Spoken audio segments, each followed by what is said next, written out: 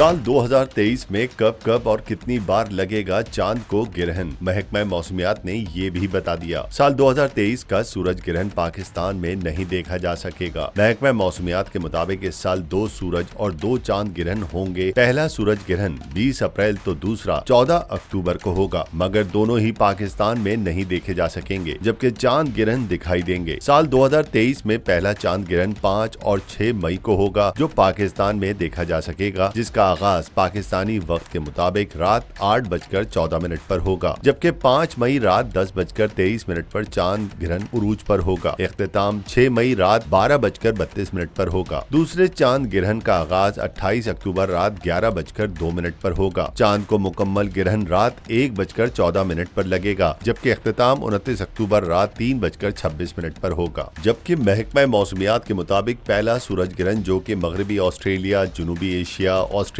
Pacific और Indian ocean में दिखाई देगा, वो पाकिस्तानी वक्त के मुताबिक सुबह 6:34 पर शुरू होगा और इसका इख्तिताम 11:59 पर होगा।